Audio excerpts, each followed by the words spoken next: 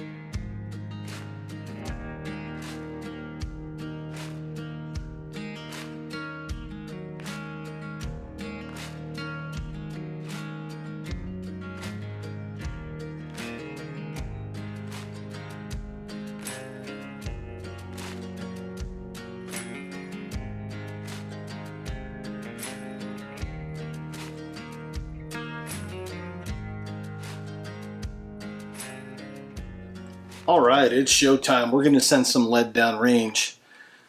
Now, in my new shop, I've got almost about 10 meters where I can shoot, and I have a camera downrange to capture the action. So let's get it started. I'm going to shoot a 10-shot string, and there's nothing scientific about this. It's just offhand. Let's see how it does.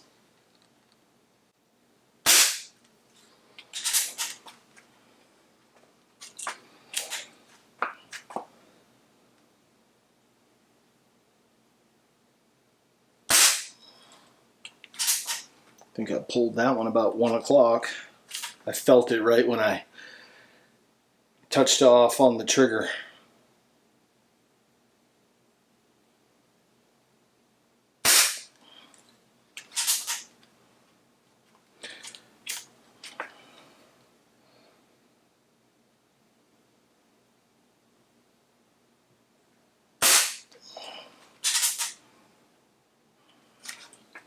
Let me tell you, this has been a fun build. Just right out of the box, it's been so fun. The best part about this build was making the grips. Let me know in the comments below how you guys like these. I may make some more.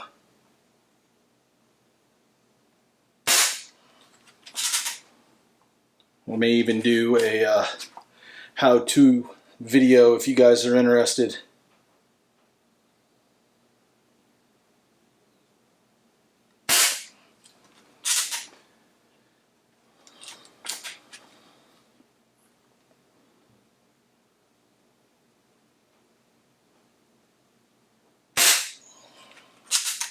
I really like this red dot. One, it's just easy to see, and I like that you can change the reticle on it.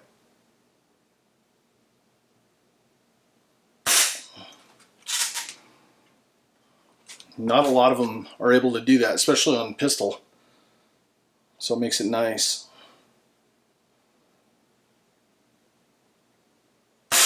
All right, 10 shots. Let's bring the target back, and we'll talk about this on the bench. You've had a chance to see my custom build in action. Let's cut away.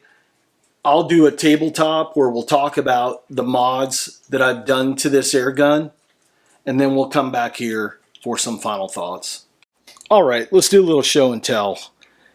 I'm going to cut away. We're going to start at the front of the air gun and work our way back, and we'll talk in detail about all the parts that I swapped out and put on this. Let's start with the Moderator. Picked that up from AirGunMods, and that is the 6.5 inch Moderator. It's 7/16 in diameter, and it has 2 grub screws that hold it really secure to the barrel. Now, I got the front sight option because I didn't know how I was going to configure this air gun when I started the build. So I settled for getting the front sight. I believe they have models that do not have that, but they also have it in the Coyote Brown. Like you see here, they call it Flat Earth, and then they have it in black. So there's a little bit of something for everybody. Let's talk about the barrel. I have a 10.1 inch barrel in 22 caliber. It's from AlchemyAirWerks, and I'll leave a link in the video description below. I got it on eBay. The barrel came already crowned. I can say the pellets seat in through the breech really nice, and as you can tell, I'll show the target here in a little bit, it shoots really nice as well. I wanted to go with a 10 inch barrel versus a 7 inch barrel. One, for accuracy and consistency. I like the longer barrels, and sometimes you get a few more feet per second out of it. Just a little bit of added bonus. Let's talk about the breech for a second. This is an AirGunMods breech. It is their 2.0 version, and it's a 2-piece pick rail breech with an 11mm rail on top. They have them in Flat Earth and also in black. And if you want to know how to install this, I'll leave a link in the video description below to the gentleman that makes these. He does a lot better job explaining how to install this than I ever could do, and I want to give him some credit as well.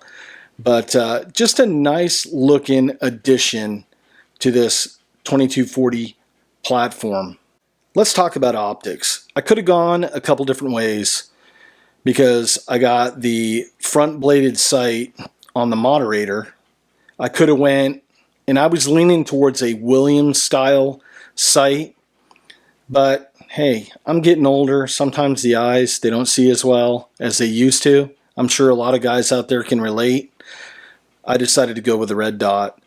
And if you want to learn more about this Red Dot, I have a video review of it, and I'll leave a link down below.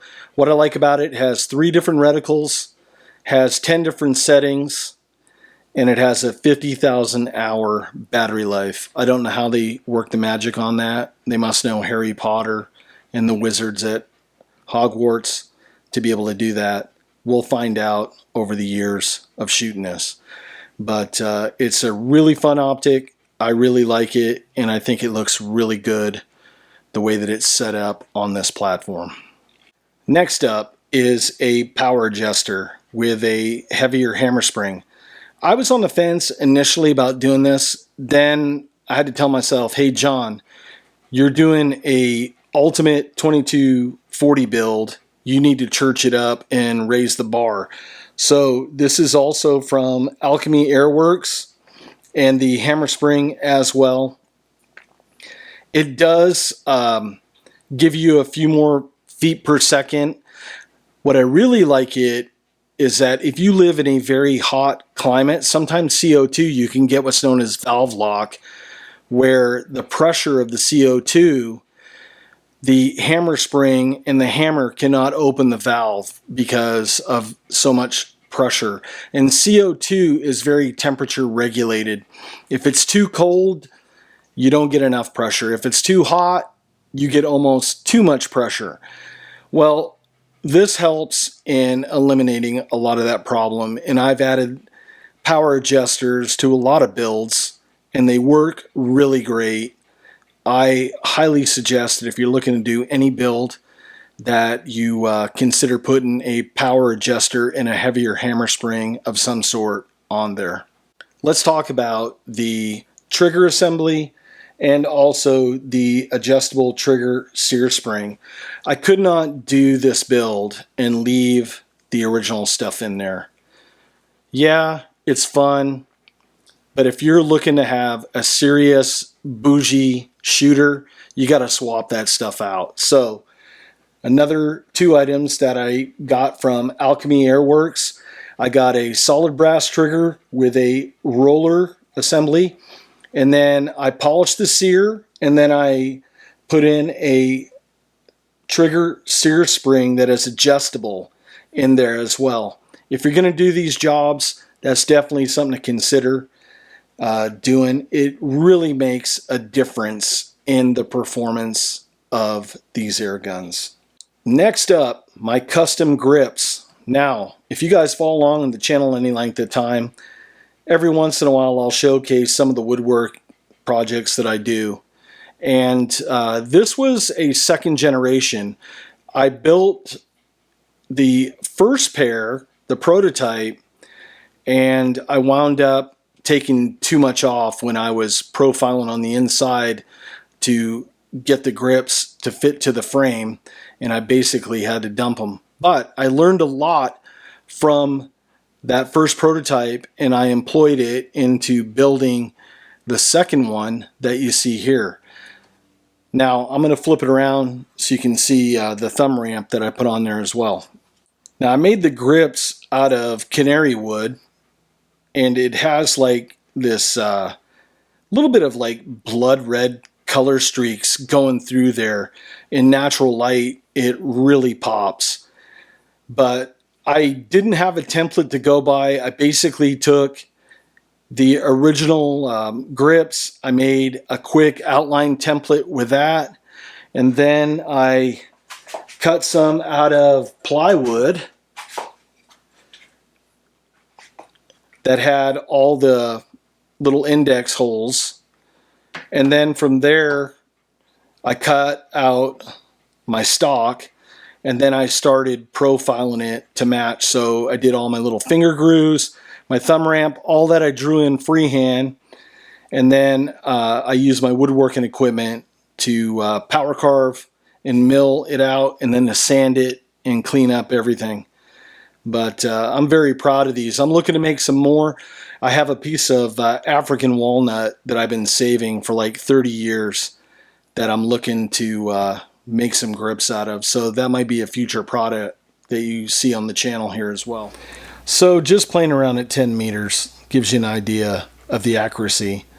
Yeah, I pulled that one, and I told you guys while I was shooting that I felt it when it went high, 1 o'clock, but not bad at all. And if this was locked in on a bench, I'm sure that it would just be stacking them up one right after another. But I'm really pleased with this air gun. It shoots really well, it looks really awesome, and it didn't break the bank. The whole build, realistically, without the optic, probably about $200. With the optic, we're looking at $300. But that's not bad for a custom rig. I know guys that have put a lot more money into these rigs, and they've gotten a lot less out of them. Now, I'm also thinking about putting in a different valve. That might be something on a future project. Let me know in the comments down below if you want to see stuff like that. I love these 2240s. They are like the VW Beetle of air guns. There's so many mods that you can do out there. You're only limited by your imagination. I had so much fun doing this build. The hardest part was thinking what sort of breech I was going to put on, how long a barrel, am I going to put a moderator on, am I going to change out the trigger assembly, am I going to put a power adjuster and a hammer spring on, and of course I have to put on some custom handles. Now if you guys want to see videos of how I make these custom grips, hey, leave a comment down below. It lets me know what sort of content you guys like, and I'll definitely do my best to put some content out there to show you guys. It wasn't that hard. The hardest part was making the right template size on that, and that's a topic for a whole nother video. But with that, it's a wrap, folks. If you want to learn more about all the components in this air gun, I'll leave links in the video description down below. As always, folks, I thank you so much for your time and watching this video. Now, get out and use your gear. I'm going to send some more lead down range. Take care, folks.